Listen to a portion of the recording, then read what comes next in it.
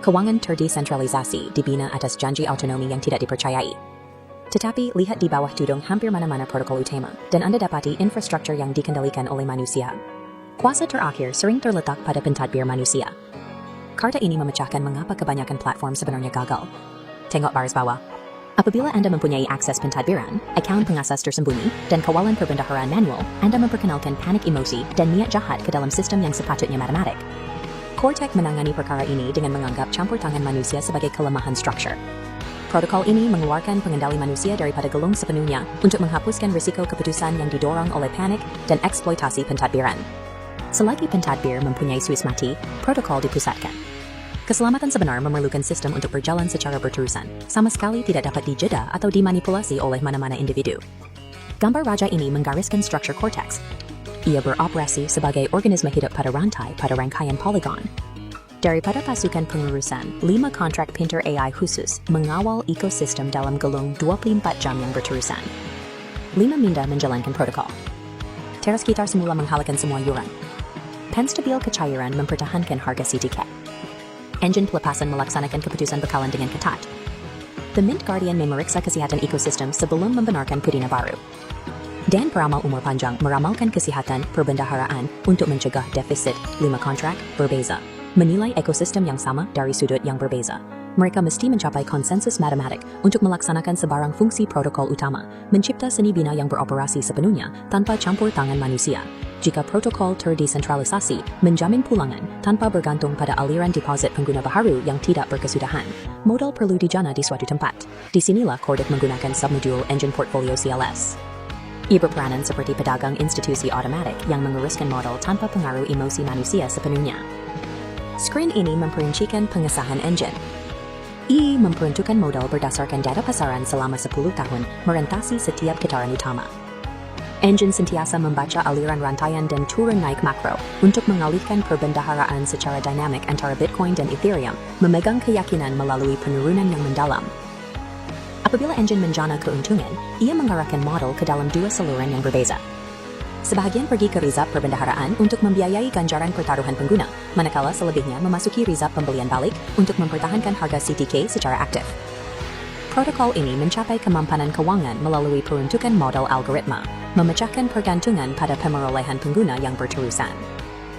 Pengguna antara muka dengan hasil luar ini melalui sistem pertaruhan berasaskan kunci yang tepat.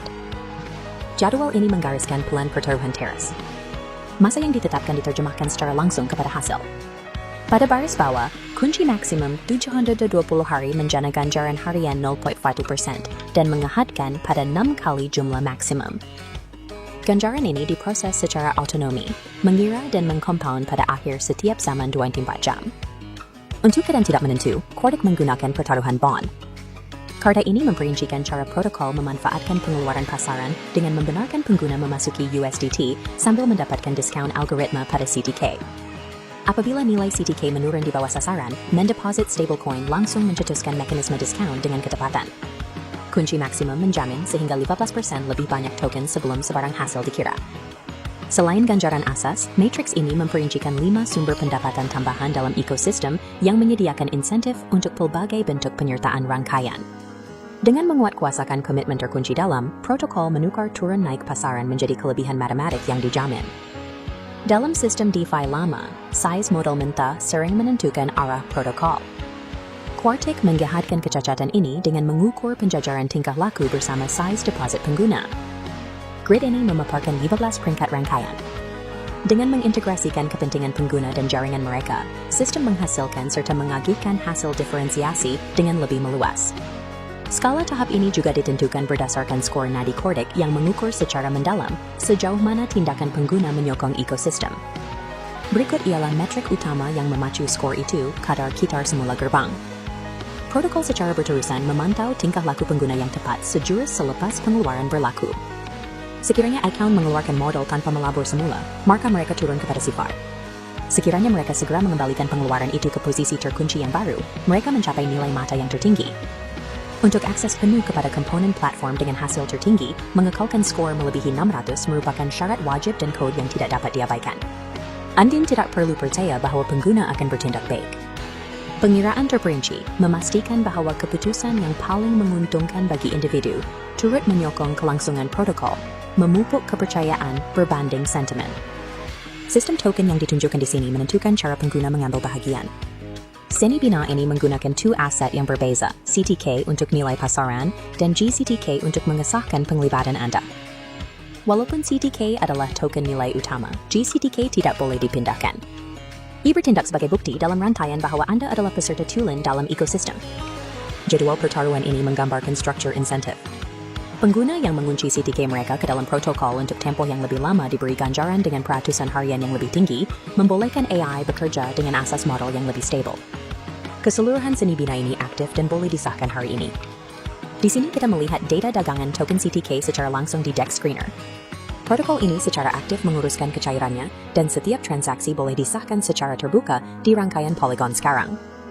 Sistem ini melaksanakan pengatur caraan terasnya minit demi minit, mengekalkan ekonominya sendiri tanpa campur tangan manusia.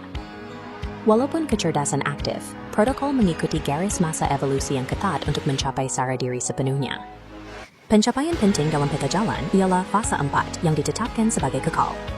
Pada peringkat ini, pendapatan yang dijana oleh skala engine portfolio CLS menjadi pemacu utama ekosistem. Seperti yang dinyatakan dalam peta jalan, ini menjadikan perbendaharaan bebas daripada deposit baharu. Mencapai ambang ini mengubah sistem menjadi entiti berdikari yang tidak lagi memerlukan modal baru untuk menjana hasil. Untuk memastikan sistem sejajar dengan penggunanya, lapisan tadbir urus, Cordic DAO, menghubungkan community dengan kecerdasan buatan. Pemegang CTK mempunyai kuasa mengundi tertentu.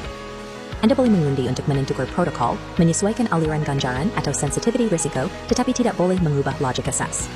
5 kontrak pinter sama sekali tidak berubah. Tiada undi, tekanan pasaran, atau pengasas boleh mengubah cara otak berpikir. Cordic AI mewakili peringkat seterusnya DeFi dengan menghapuskan sumber utama kegagalan secara pembedahan, kawalan manusia. Untuk melihat skop penuh seni bina ini, semak kertas putih lengkap. Terokai sistem yang dibina oleh kecerdasan untuk berjalan sebagai kecerdasan.